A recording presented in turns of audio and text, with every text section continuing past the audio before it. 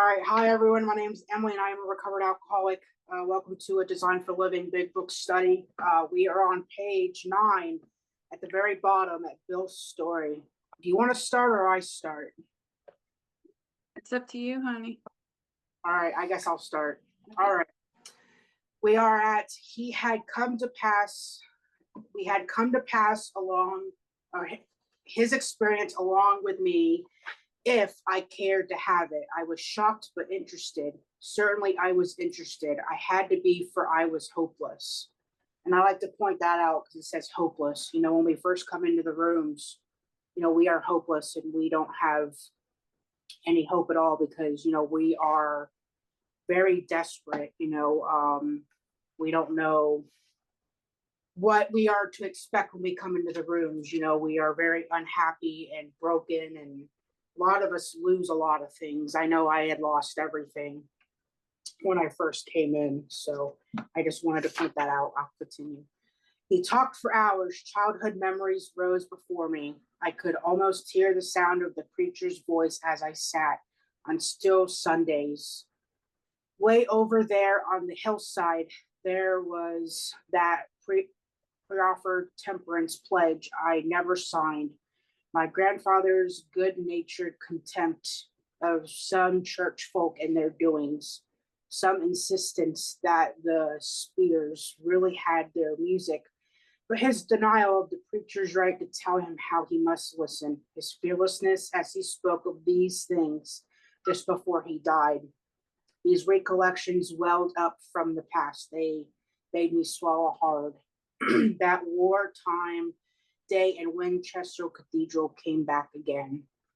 I do like to note that when it says my grandfather's good nature contempt of some church folk and their doings, Bill's paternal's grandfather was an alcoholic, and he was raised by his grandfather, not by his parents. So in case some of you didn't know that, I like to point that out for a little bit more history.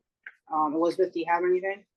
Absolutely. Hey, Elizabeth, alcoholic. The second sentence on page 10, when he says, I had to be for I was hopeless. One of the things I like to emphasize when people get here, and remember, this was written for low bottom drunks, right? So by the time they got there, they had been through so much. And that's what I heard, that it was written for low bottom drunks. I'm not the big history buff, but what I find in today is, as a sponsor, I go through step 1 with people, and if they're like a high bottom drunk, they haven't had a lot of consequences, we try to really focus on how uncomfortable the second half of step 1 is. I want to bring them to a place where they're done with their way of life. If they're not so sure that they're done with drinking, or they get here, at a stage of their alcoholism where it's not absolutely destroying them, physically, mentally, spiritually, they've lost everything, right? Then I go through a very thorough step 1 with them, and we talk a lot about, I'll start with stuff like, all right, what's the rock in your shoe? What do you walk around thinking about that bothers you? And we start to talk about self-management and how this can lead back to a drink. And I emphasize the fact that they should know, if they are an alcoholic, that it gets worse. It never gets better. So we really emphasize that part, because some people get here, they're not quite all the way hopeless like they were back when the book was written, because they haven't been through the ringer as much. And I tend to get these people, and I had one, oh man. Yeah, so I like to point out to them, like, you're lucky you're here, but let's talk about why you never want to go back, and hopefully can make them see some things that they realize, wow, I've lived with this state of restless, irritable, and discontented my entire life. I only had to drink for 6 years. I got kicked out of some schools. I had some shame over my behavior, but I really didn't lose more than that. I lost one car. One car. But I didn't lose my mobility. I didn't lose my freedom. I didn't lose my family. And so I'm glad that my sponsor took me through very slowly with a lot of writing about the second half of step 1, so that I could get to that hopeless place, because I needed to get there in order to take the next step. So I just really love that sentence. And I like to talk about that with people, because over and over and over it's emphasized, if I'm not done with drinking, if I'm not done with my way of life, I'm going to go back to it. So that's it for me on that one. All right, perfect. Um, I like to reiterate that on page one, is when, it is re-said that it said, much moved, I wandered outside. My attention was caught by a doggerel on an old tombstone. Here lies a Hampshire grenadier, here caught his death, drinking cold small beer. A good soldier is near, forgot whether he died by musket or pot. Um, that just goes hand in hand with page 10. That was Thomas Thetcher, 26 when he died, May 12th, 1746, in case some of you didn't know that. And I'll just read the next paragraph. I had also believed in a power greater than myself. I had often pondered these things.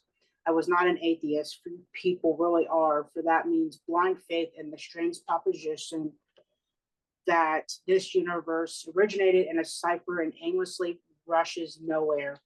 My intellectual heroes, the chemists, the astronomers, even the evolutionists, suggested vast laws and forces at work. Despite contrary indications, I had little doubt that a mighty purpose and rhythm underlay all. How could there be so much of precise and immutable law and no intelligence? I simply had to believe the spirit of the universe, who knew neither time nor limitation, but that was as far as I had gone. That's really all Bill really needed to believe, was a power greater than himself, because he didn't believe in God, and he didn't think he was an atheist, but he might have been an agnostic. And I know at first he had a very hard time, believing in a conception of God, because that's when Ebby had um, mentioned that he had religion and the Oxford groups and all that, but it's not a religious program; it's a spiritual. So I'm just very glad that this is a spiritual program, because we are able to look at a God of our understanding, not just a specific religion or a God. We're able to be open and willing to believe in something greater than ourselves. The God of my understanding, he's always been there. He's been there for me, and he's always understood why I drank and used and all that, and he saved me from that, and I'm just so grateful for that. And I just think that that was important for me to realize when I first came in. I wasn't even really sure what God I believed in, but as it grew and I had more time into the program, I can really rely on him every day to help me through these things, such as life and all the issues that I have. So that's all I have for that.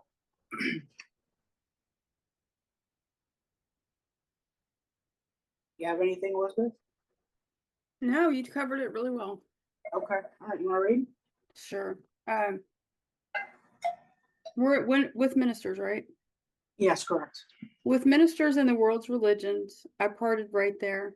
When they talked of a God personal to me, who was love, superhuman strength, and direction, I became irritated, and my mind snapped shut against such a theory.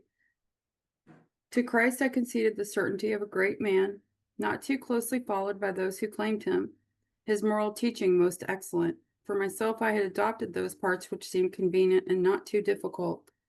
The rest I disregarded. And I laugh when I read this, because I'm surprised they talked about stuff like that back in the 30s, right? Because I get like the new agey people that I always get a little bristly, and it's like, oh, you know, I'm so much like Bill when I read this stuff. And I will briefly mention, I love when he talks about his grandfather, and I'm curious about his relationship with his grandfather, because when he says, it made him swallow hard, it's like, he's thinking about it. I love my grandparents, and when I think about them, I get like I was safe with them. They were really good to me. And here he is, he's reaching this bottom, and he's thinking about his grandfather, and he has that little moment, where he's thinking about all this stuff. It's coming to him, right? We see this happen with people, and when they're kind of waking up to everything, and it's that beautiful, vulnerable moment, when they kind of are, because I was running from myself for so long, and now I'm seeing everything. And it's like, oh my gosh, anyway, that's it. Um, I like the 1930s definition of understand. It's to know through experience. So I feel like we have to go through those things in our lives to be able to fully understand why we drink and drug, and we think that is like the solution to our lives. That's the same with like Bill. He didn't think there was a solution out there besides drinking. Like that was just what took over in his life, and he did exactly that until he ran his whole life into the ground. Like it didn't matter if his wife wanted him to stop drinking, his father-in-law, his mother-in-law, like he was just going to do it regardless, and he didn't care until he got woken up by a God of his understanding. So he had to have that experience. And, I feel like everyone has to have that rock bottom, some type of experience to realize that he had hit bottom or we hit bottom. So that's kind of what I got from that. All right. The wars which had been fought, the burnings of in Chickerney that religious dispute had facilitated made me sick. I honestly doubted whether, on balance, the religions of mankind had done any good. Judging from what I had, lost my spot. What I had seen in Europe since, the power of God in human affairs was negligible. The brotherhood of man, a grim jest. If there was a devil, he seemed the boss universal, and he certainly had me. But my friend sat before me, and he made point blank declaration that God had done for him what he could not do for himself. His human aid had failed. Yeah, I definitely believe in that, because it didn't matter if my best friend told me to stop drinking. My mom told me to stop drinking. I just couldn't do it on my own. And that's when I realized that I needed AA. And, it's through the fellowship of AA, and not myself, but we were able to overcome the addiction and the disease of alcoholism. Obviously we're not completely recovered, but, we are in this process every day. Like we're able to learn every day how to live life on life's terms, for sure. So I like how it says his human will had failed, because that definitely was true in my life. That's all I have for that. Wait, I didn't hear where you stopped in the book. His human will had failed. I read that paragraph there. Oh, okay. Yeah, honestly, I don't have a lot to say on these pages myself. I like kind of read them through, but it just keeps on emphasizing over and over that, there has to be a recognition that how I'm living, what I'm doing, especially with alcohol, is I'm powerless, and I'm glad he's seeing that in his friend. He's recognizing and he's connecting with that and seeing that he couldn't do it. If I could do it, could have done it, I would have, you know. And I really like to like emphasize that with people I work with too. I see people do things all the time, like they think they're just going to pray more.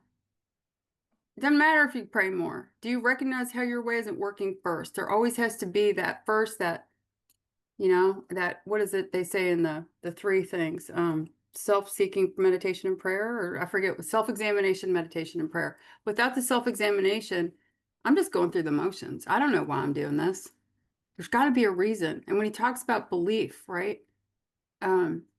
Believing isn't where we stop, right? I don't just go read another spiritual book. What am I actually doing? What actions am I taking? And that's what I think this, continues to emphasize. Like, and I don't think it's emphasized enough. I mean, I got sober at the age of the self-help era, Our two-step was 4 and 5. That's all we did, right? Navel gaze and talk about our problems and how to solve them. And there wasn't any God. And this shows like over and over again. And I've seen people that, that are like, I guess it's Fred the accountant, right? He's successful in every other way. Everything's great, but alcohol's got him. Those people that they're so functioning in every other way, but except when it comes to alcohol. And I'm not that way. I got all kinds of stuff, you know. I'm dysfunctional in all kinds of great ways, or I've gotten a lot better, but I just, you know, these pages for me just continue to reemphasize that point, you know, over and over again. And I do love the part where it says my ideas about miracles. I think that's the next one. Do you want me to read? Yes. Okay. That floored me. It began to look as though religious people were right after all. Here was something at work in a human heart which had done the impossible. My ideas about miracles were drastically revised right then. Never mind the musty past. Here sat a miracle directly across the kitchen table. He shouted great tidings. I saw that my friend was much more than inwardly reorganized. He was on a different footing, his roots grasped new soil. And that again is just, you know, this is not me patching up the potholes on my old life, you know. I talked to somebody that was quitting service in her home group because she's waiting until she feels more comfortable in meetings today. I was like, where did that advice come from? It doesn't sound like AA at all, you know. That's not AA. We don't wait until we feel more comfortable. You know, good luck with that. I hope it works, you know. That's what I've been holding back on not saying for, you know, all more like this, if you can tell. And it's like, no, I got to be done with my old way of life, you know, and because I need a new one, right? This isn't about a slight adjustment. And I love that inwardly reorganized. He's on a different footing, you know, because over and over and over, it's going to emphasize that we have to have a change in attitude, you know, all the time. Even if somebody's horrible in our lives, right? Somebody who's really bothering us in our lives, I'm the one that has to have a different attitude towards it because I'm the one with the deadly disease, you know. But I really the language here that we're coming up on, and the miracles. There are miracles. You know, the person that's relapsed for years and then suddenly they get this thing and we don't know why, but they've got it and they stay sober. That's all. It's not about me anymore. When I get here, it's no longer about me. It's about God. It's about what God wants to do. And that's it, you know? And there are miracles, you know? Al-Anon talks about miracles a lot more than we do. I hear the word miracle in Al-Anon when I was doing Al-Anon because they were telling the women who wanted to stay married, don't give up. Miracles happen. You know, stay patient, trust your God. Something's going to happen here. And because it's hard to stay married to alcoholics sometimes. We're hard on people. Do you want me to keep reading? If you want to, yeah. Despite the living example of my friend, there remained in me the vestiges of my old prejudice. The word God still aroused a certain antipathy. When the thought was expressed that there might be a God personal to me, this feeling was intensified. I didn't like the idea. I could go for such conceptions as creative intelligence, universal mind, or spirit of nature, and all of those are capitalized. But I resisted the thought of a czar of the heavens, however loving his sway might be. I have since talked with scores of men who felt the same way. My friend suggested what then seemed a novel idea. He said, "Why don't you choose your own conception of God?" That statement hit me hard. It melted the icy intellectual mountain in whose shadow I had lived and shivered many years. I stood in the sunlight at last. It was only a matter of being willing to believe in a power greater than myself. Nothing more was required of me to make my beginning, and that's in italics. And remember, pay attention because they cost more. I saw that growth could start from that point. Upon a foundation of complete willingness, I might build what I saw in my friend. Would I have it? Of course I would. Go ahead, Emily. Yeah, absolutely. I do like in the previous page, I like to go back for a second. His human will had failed. Doctors had pronounced him incurable. Back in the day, you know, they locked us up. You know what? Like they didn't know what to do with us alcoholics and addicts. But as we go through page 12, you see a transition of like there's like no hope to hope. Like once we accept that there is our own conception of God, like we have hope today. as long as we're willing and able to believe in something. Um, Bill's step two was in the italics. It was only a matter of being willing to believe in a power greater than myself. Nothing was more required of me to make my beginning. That is, step two. That is all we need to do to have a step two experience, just coming to believe in something and, surrendering to that. Um, Bill didn't think it was that simple, but we just like to complicate things for sure. I know I do because I didn't want to believe in anything and give it to God, at first because I want to do things my way, and that is self will run riot. I made a mess out of myself and people in my lives, and I had a lot of amends to definitely make after I messed up my life for sure. But I just love how it like transitions from like having like no hope to pay all the way up to page 11 to page 12 of now having some type of hope once he realizes it through Ebby. Ebby obviously was the messenger through all of this. And as Bill sees that and he realizes it, he is able to give that up to God for sure, and he's able to see that transition in himself once he's able to stop drinking and he's willing to stay sober. So that's all I have. You want to read some? Sure, yeah. Thus was I convinced that God is concerned with us humans when we want him enough. At long last, I saw, I felt, I believed. Scales of pride and prejudice fell from my eyes. A new world came into view. The real significance of my experience in the cathedral burst upon me. For a brief moment, I had needed and wanted God. There had been a humble willingness to have him with me, and he came.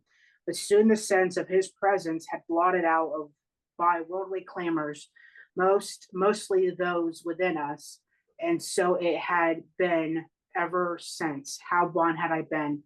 At the hospital, I separated myself from Wait, stop there. Sorry. That was worldly clamors, mostly those within myself. Can I say something on that quick before we move on? Okay.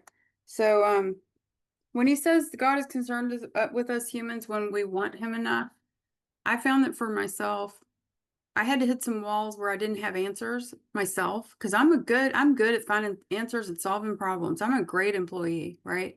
Give me a problem, I will solve it for you. I'll figure out what your problem is and then solve it, okay? But there's no room for God. God can't fill a cup that's already full. I have to get to a point where I'm don't have answers. And I did. I got kind of slammed into the wall with that. Most of you here don't know my story, but in 2022, I had a thing with when my husband relapsed, and that's just a whole story. I did a whole talk on that story one time, because it did bring me to God in a way that I'd never been brought to God before.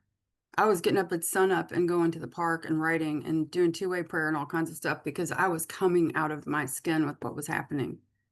And so it says, when we want him enough, I didn't know that I wanted God. At that point, I needed God. And I had experiences. It was crazy. Like stuff that happened, I had to call my, what do you call those people? The ones that know tarot and astrology. You got those friends that you call and you go, listen to what just happened to me. Is this real? Because I'm not one of those people, but I got those friends. And I did. And I called them and I was like, oh my God. I felt the nearness of my creator in a way that I never had before, or I had only brief glimpses of in times where I was in, deep stuff. So I wanted to point that out. I also find that when I try to live the principles of this program, things tend to go the way that I would have hoped. Obstacles are removed. When my heart gets really right with something, I had a woman, she was like bullying me and lying about me. It was just a whole thing. And it was in 2023. And when I got right with my compassion towards her, instead of me wanting to kick her in the shins and get her to get away from me, she left the home group. I was laughing. I'm like, are you kidding me? The minute I got right with God with it, she's out, she's gone.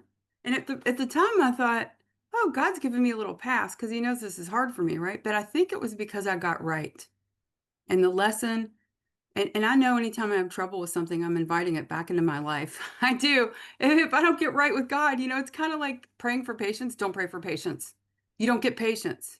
You'll be in every long line all day long, right? You'll get opportunities to practice patience. So I think that and it's funny because I can have trouble with stuff and know I'm in the bondage of self, and know that I'm inviting more trouble into my life, and it keeps happening, right? Because I'm just not at surrender point yet. But I think that I love that. And then the worldly clamors, mostly those within myself. I don't think that's talked about enough in AA. I talk about it a lot. That's our thinking.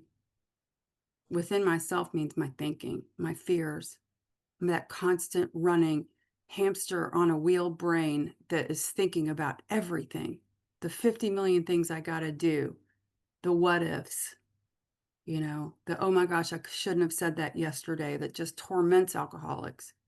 And I think that's part of what we live with, and we'll talk more about on page 52, right? When we get to the bedevilments. Um, and that's why, he's saying, right? He's right now, he came. There had been a humble willingness to have him with me, and he came. But soon the sense of his presence had been blotted out by worldly clamors, mostly those within myself, right? So I forget about God. I forget that I can turn at any time to God in my life all day long and say, oh, wow, I'm in self over here.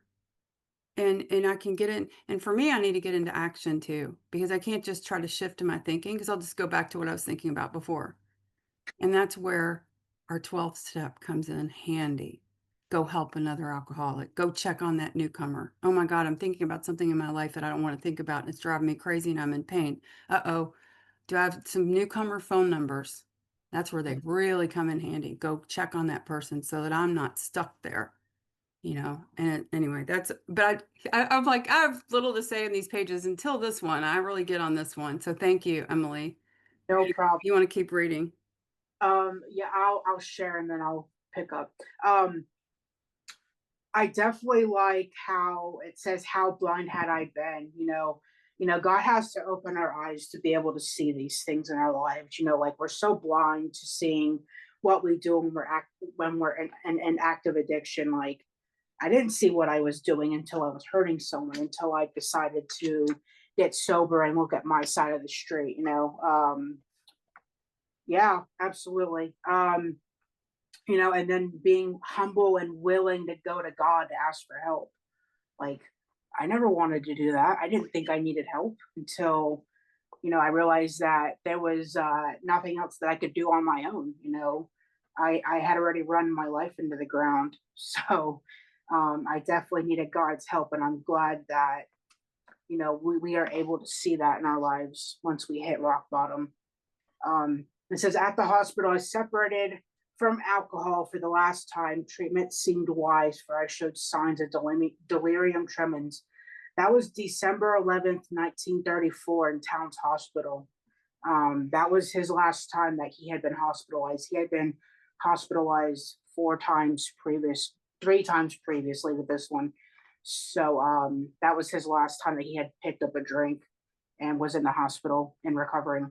And then this next paragraph is Bill's third step prayer.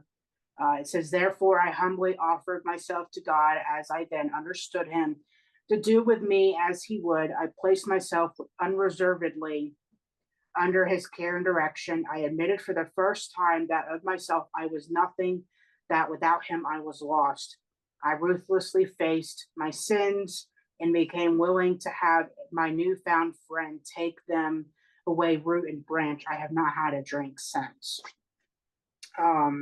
Yeah, I definitely had to ask for his care and protection, because I could not stop on my own. And, only through him that I was able to finally stop drinking and drugging and living my miserable life. And he gave me a new life to live.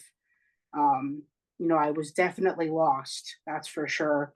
And then, he just, he showed me a way out, and that was walking through Alcoholics Anonymous and, you know, getting a sponsor and working the steps for sure. So for that, I am definitely grateful that he opened up my eyes and showed me a direction for sure, because I was definitely lost and blind beforehand. Do you have anything?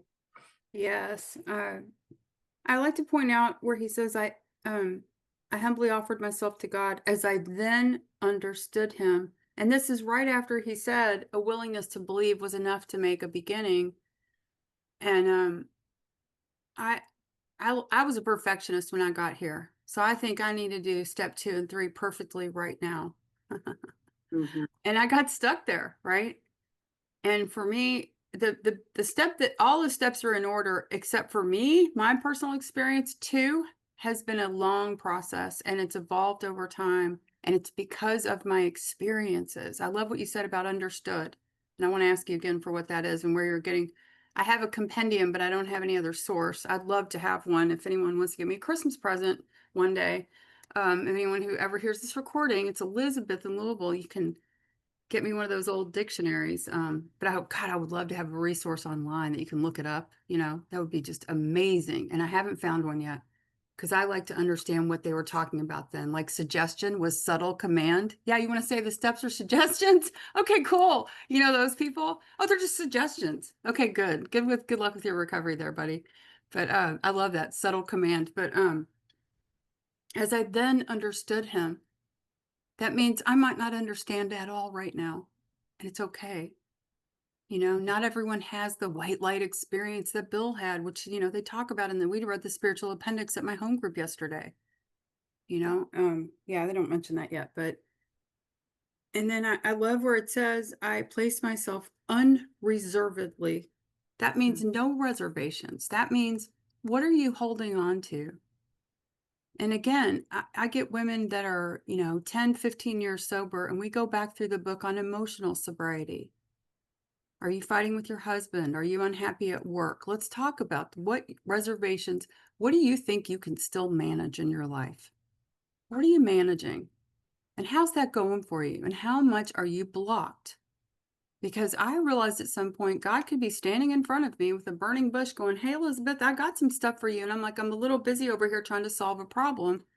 My boss is driving me crazy, I'm trying to figure out how to make this not happen, and that's where we're blocked from having a spiritual experience. You know, just the fact that I'm thinking about my boss and I'm not even at work. I'm not at work. Hello? Learning how to get into the moment with this stuff, really be in the moment and be Mhm. right here, ready for what God has for me. All of this was experiential for me, all of it. I had the experience and my faith built. It continued to build over time because I heard somebody say, take the actions and God will meet you halfway. And that's what happened for me, and I didn't know what it meant when I first heard it. Like, what are they talking about? And then I started to do it, and I stopped, and I ran into situations where I didn't have the answers. I didn't have any answers. Someone would ask me a question, I didn't know the answer. I would pray, and an answer would come, and it didn't feel like it came from me. And then I would say it out loud, and it was like, wow, that was cool. That's like conscious contact. What the hell? And now I know what conscious contact means. I pray and I get inspired. And it comes from working with people in AA, and that's because I don't have a job and my kids are grown, and so that's mostly what I do, you know, and it's incredible. Anyway, yeah, I love that. Mm. You want me Uh, to read next? yeah, we're on my schoolmate visited me. And don't forget the word friend. My newfound friend, the word friend is capitalized. My schoolmate visited me, and I fully acquainted him with my problems and deficiencies. We made a list of people I had hurt. Oh, by the way, okay, so on this page 13, so remember that his schoolmate, is that Abby? That's Abby still, right? Yeah. Okay, they're in the group that came before AA called the Oxford group. And if you remember back in the I don't know where it was, forward the set, one of the forwards or prefaces, he talks about the Oxford group, and that was the group that came before AA where they started. So on page 13, the paragraph we just read, I think Emily actually mentioned it. You can say that's steps 2 and 3. What I'm reading now is steps 4 through 9, and the next paragraph is 10 and 11. Mhm. So, or yeah, 10 and 11. So my schoolmate visited me, and I fully acquainted him with my problems and deficiencies. We made a list of people I had hurt, sound familiar, or toward whom I felt resentment. I expressed my entire willingness to approach these individuals, admitting my wrong. Never was I to be critical of them. I was to right all such matters to the utmost of my ability. I was to test my thinking by the new God consciousness within. Common sense would thus become uncommon sense. This next sentence nails me. I was to sit quietly when in doubt, asking only for direction and strength to meet my problems as He would have me. Never was I to pray for myself, except as my requests bore on my usefulness to others. Then only might I expect to receive, but then it would be in great measure.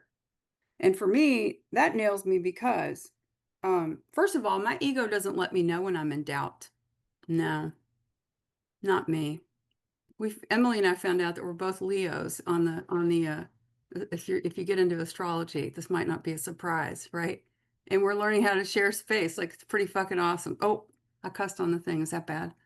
Anyway, it's awesome, right? But it's not my natural state to not plow in and solve a problem, right?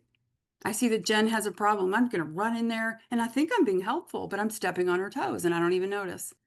So for me to sit quietly, for me to watch for, what they talk about on when Jim was thinking about putting whiskey in his milk, it says he had a vague sense he wasn't being any too smart.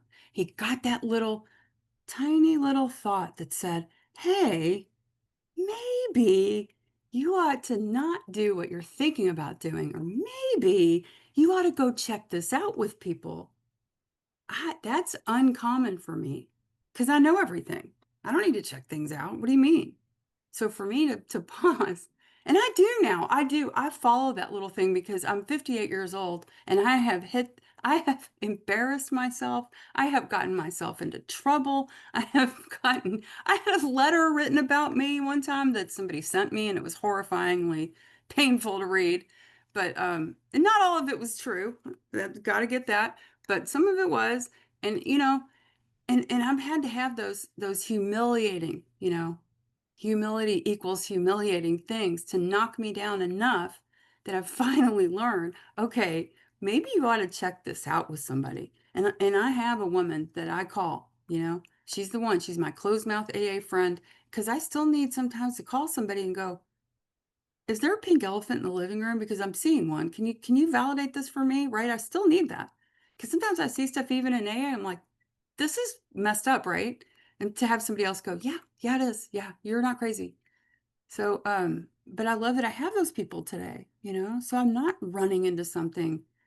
My husband's hilarious. He like hangs back and watches me just run into things. And I'm like, blah, blah, blah, and it's, yeah.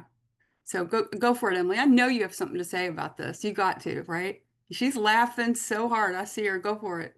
I just relate to everything you just said. That's Yeah. all. I love how it says I express my entire willingness to approach these individuals, admitting my wrong. That obviously, is step 9, and then of course it jumps from 4.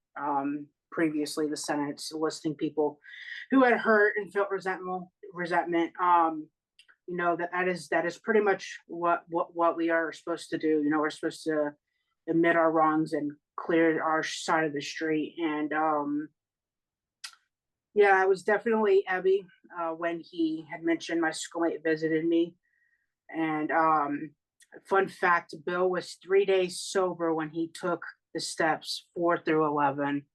I heard that in a meeting once, and he worked these steps really fast because his life depended on it, and he couldn't stay sober.